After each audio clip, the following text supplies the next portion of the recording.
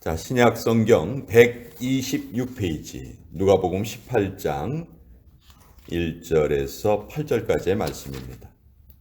누가복음 18장 1절에서 8절까지의 말씀, 신약 성경 126페이지에 기록되어 있습니다. 자, 우리 1절부터 8절까지 같이 읽어가겠습니다. 시작. 예수께서 그들에게 항상 기도하고 낙심하지 말아야 할 것을 비유로 말씀하여 이르시되, 어떤 도시에 하나님을 두려워하지 않고 사람을 무시하는 한 재판장이 있는데, 그 도시에 한 과부가 있어 자주 그에게 가서 내 원수에 대한 나의 원한을 풀어 주소서 하되, 그가 얼마 동안 듣지 아니하다가 후에 속으로 생각하되, 내가 하나님을 두려워하지 않고 사람을 무시하나 이 과부가 나를 번거롭게 하니 내가 그 원한을 풀어 주리라. 그렇지 않으면 늘 와서 나를 괴롭게 하리라 하였느니라. 주께서 또 이르시되, 불의한 재판장이 말한 것을 들으라. 하물며 하나님께서 그 밤낮 부르짖는 택하신 자들의 원한을 풀어주지 아니하시겠느냐? 그들에게 오래 참으시겠느냐? 내가 너희에게 이르노니 속히 그 원한을 풀어주시리라. 그러나 인자가 올 때에 세상에서 믿음을 보겠느냐 하시니라. 하나님의 말씀입니다. 아멘. 자, 오늘 누가복음 18장에 있는 이 기도에 관한 말씀은 우리에게 잘 알려져 있는 말씀이기도 하지만, 또 가장 오해받는 그런 기도에 대한 잘못된 인식을 우리가 가질 수 있는 그런 아주 참 어떻게 보면 위험한 본문이에요. 어떤 목회자가 이 본문을 가지고 강청기도라는 그런 책을 한 권 지었어요. 우리가 이 과부처럼 하나님 앞에 강력하게 기도드려야 한다. 그러면 우리 기도가 응답받을 수 있다. 근데요, 그 내용이 참 위험합니다. 특별히 우리 한국 사람들이 지성이면 감천이다 하는 그 말이 우리 어떻게 보면 심성에 담겨 있어요. 옛날부터 물 떠놓고 정한수 떠놓고 새벽에 빌면은 무슨 일이 이루어진다, 그런 믿음이 우리에게 있거든요. 그러니까 그것을 이루어 주시는 대상이 하나님이건 부처님이건 천지신명이건 그건 별로 상관이 없고, 그냥 내가 정성을 많이 들이고 열심히 뭔가를 구하면 이루어진다 하고, 우리 한국 사람들의 심성에 그런 것이 좀 잘못 심겨져 있는데, 그런 마음으로 이 본문을 읽으면요, 정말 무시무시한 본문이 되고 말아요. 그래서 과연 예수님께서는 어떤 의도로 이 비유를 말씀하셨는지 우리가 그것을 똑바로 알고, 또 우리 앞으로의 기도 생활에 이 본문을 우리가 잘 적용을 해서 기도의 복을 누리는 저와 여러분 되었으면 좋겠습니다. 자, 제대를 앞둔 군인들이 자주 쓰는 말이 있습니다.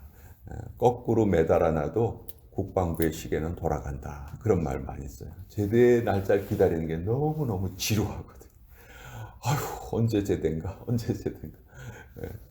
아무리 지루해도 걱정하지 말아라. 국방부의 시계는 계속 돌아가니까 반드시 제대한다.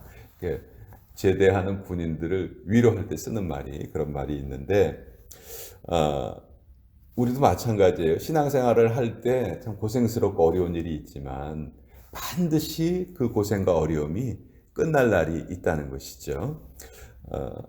아이를 키우는 어머니가 아이고, 이 녀석이 언제 클까, 언제 어른이 될까, 그런 생각을 하지만 다 크고 나면은 와, 언제 이렇게 컸나, 지나간 시절이 오히려 그립고 그렇게 되는 것이죠. 그래서 기도하는 시간은 길 수 있지만 응답은 순간적으로 찾아와요.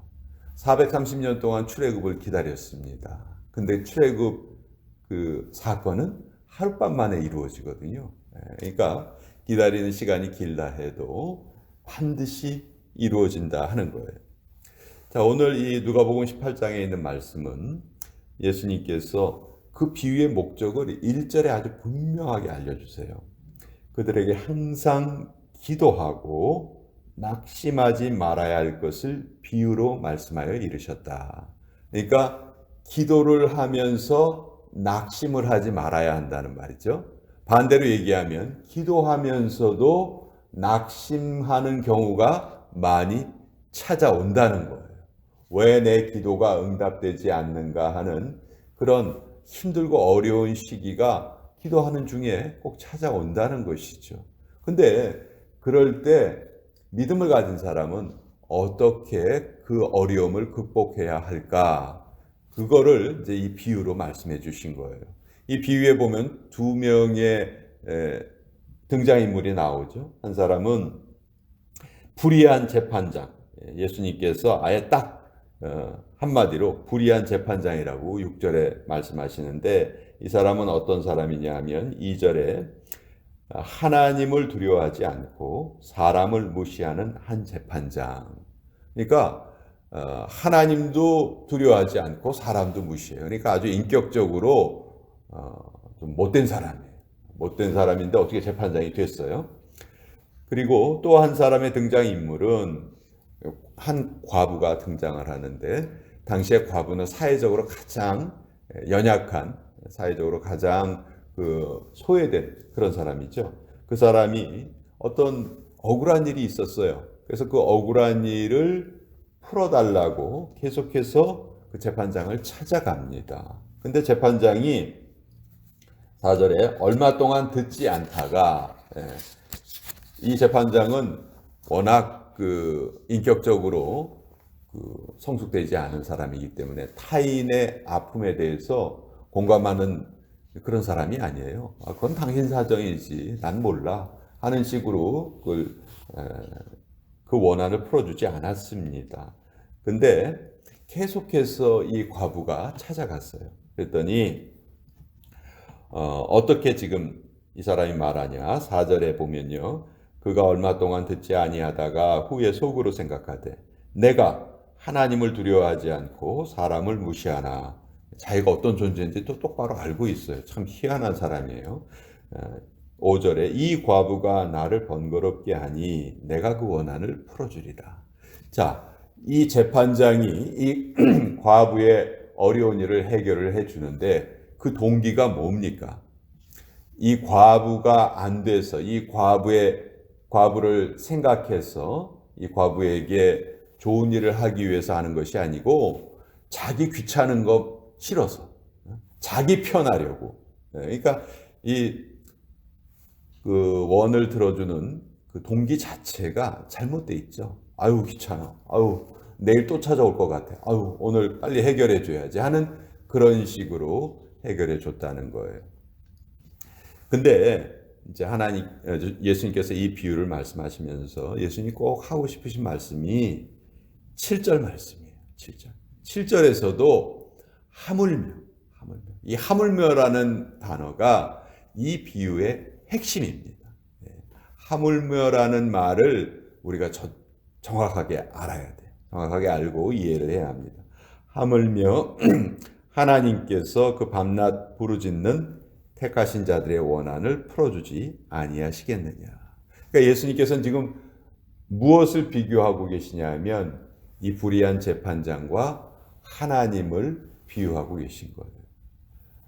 사람도 아주 못된 사람도 이렇게 타인의 원을 들어주는데 타인이 가장 소망하는 것을 들어주는데 하물며 하나님께서는 얼마나 더 잘 들어주시겠느냐.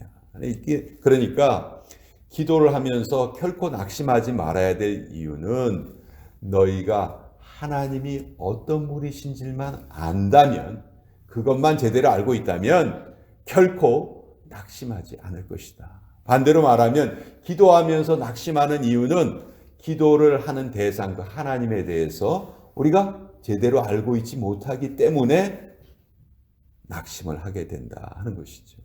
예수님의 그 핵심은 이거예요. 우리가 기도를 드리는 그 하나님이 어떤 분이신지를 안다면 우리가 기도한 것에 대해서는 조금도 그것에 대해서 걱정할 이유가 없다. 우리가 드린 기도는 하나님께서 반드시 들으셨을 것이고 그 좋으신 하나님이 모든 것을 다 가장 선한 길로 이끌어 가시는 하나님이 우리의 기도를 반드시 응답해 주신다.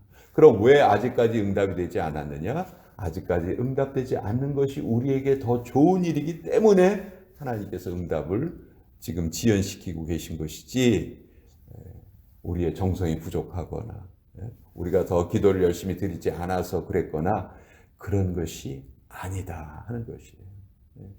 우리 한국 사람들의 심성에 아까도 말씀드렸지만 지성이면 감천이다라는 이 의식이 너무 강하게 숨어 있기 때문에 하나님의 뜻이 아닌 것도 강하게 주장하려고 합니다. 하나님 이거 들어주세요. 근데 하나님의 뜻이 아니에요. 하나님의 뜻과 맞지 않아요. 그러면 하나님이 그 기도를 들어주셔야 됩니까? 안 들어주셔야 됩니까? 하나님 그 기도를 들어주시면 하나님이 선하신 분이 아니신 것이죠. 그렇죠? 그래서 하나님이 막으시는데 우리는 어떻게 잘못 생각해요? 내 정성이 부족한가 보다. 더 열심히 구해야 되는가 보다. 이런 잘못된 생각을 하기 쉬운 거죠. 그러니까 기도의 본질이 뭐냐면, 기도의 본질은 나의 뜻을 하나님의 뜻에 맞추어 가는 것이 기도의 본질이에요. 근데 너무 우리가 기도에 대해서 잘못 알고 있는 것이 하나님의 뜻을 내 뜻에 맞추어 가는 것으로 완전히 정반대로 생각하고 있죠.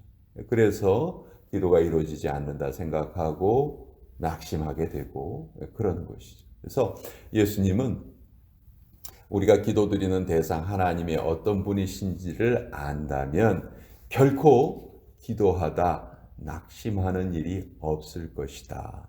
그러나 예수님의 마지막 질문이 참 우리를 부끄럽게 하죠. 예수님께서 이 땅에 다시 오실 텐데 그런 믿음을 가진 사람을 과연 몇 명이나 볼 수 있겠느냐. 그런 올바른 태도로 기도하는 사람들보다는 오히려 기도를 통해서 자기의 뜻을 이루어 가려 하는 그런 잘못된 신앙생활을 하는 사람들이 더 많지 않겠느냐. 예수님께서 이런 질문을 하고 계시는 것이죠. 유명한 코리텐붐 여사라는 분이 이런 짧은 말을 남겼는데, 기도가 당신의 스페어 타이어입니까? 아니면 당신의 핸들입니까? 이런 말을 남겼어요. 자, 기도가 정말 우리의 삶을 이끌어가는, 우리의 방향을 조종해가는 자동차의 핸들 같은 역할을 하냐? 아니면 평상시에는 전혀 있는지도 몰랐다가 자동차 빵꾸가 나면 그때서야 스페어 타이어 찾죠? 막 자기 마음대로 이거저거 다 하려다가 결국 이거저거 다 안 되면 그제서야 기도나 한번 해볼까? 이렇게 생각하는 사람들이 있다는 것이죠. 결코 그것은 바른 기도의 태도가 아니라는 거예요. 여러분, 우리가 늘 기도를 한다고 하지만 우린 기도를 하면서 정말 자주 우리 자신에게 물어봐야 합니다. 내가 지금 기도를 올바로 드리고 있나? 내가 지금 이 기도의 제목이 하나님께서 기뻐하시는 기도의 제목인가? 이걸 우리가 기도를 생각하면서 기도해야지. 그렇지 않으면요, 정말 오랫동안 기도했지만 헛수고가 될 수가 있는 것이죠. 타 종교를 믿는 사람들이 기도할까요, 안 할까요? 해요. 열심히 합니다. 우리보다 더 열심히 하는 경우가 많아요. 그런 사람들도 그 기도의 효용을 볼 때가 있어요. 그러니까 믿는 거예요. 그러나 그 사람들이 아무리 기도를 많이 하고 효험을 본다 해도 그 기도가 바른 기도가 아니다 하는 거 우리 너무나 잘 알고 있잖아요. 그런데도 불구하고 우리도 기도의 본질에 대해서 제대로 이해하지 못하면 스물스물 그런 모습을 닮아갑니다. 이것이 기도가 우리에게 주어진 가장 큰 특권이지만 또 가장 잘못 사용될 수도 있는 것이에요. 그래서 우리는 오늘 이 누가복음 18장의 말씀을 통해서 하나님의 뜻이 아닌데 이 과부처럼 그냥 강하게 가서 요구하기만 하면 결국 이루어진다. 이것이 이 비유의 핵심이 아니고요. 하물며 악한 사람도 그 타인의 요구를 들어주는데 가장 선하신 하나님께서 왜 우리 택하신 자들의 우리의 소망을 들어주시지 않겠느냐. 그러나 먼저 우리가 가지고 있는 이 소망을 하나님의 뜻에 먼저 맞추고 기도드려야 한다. 그렇다면 결코 우리는 기도하면서 낙심할 일이 없을 것이다. 이것이 예수님께서 말씀해 주신 이 본문의 핵심입니다. 자, 오늘 이 말씀 같이 나누어 보았습니다.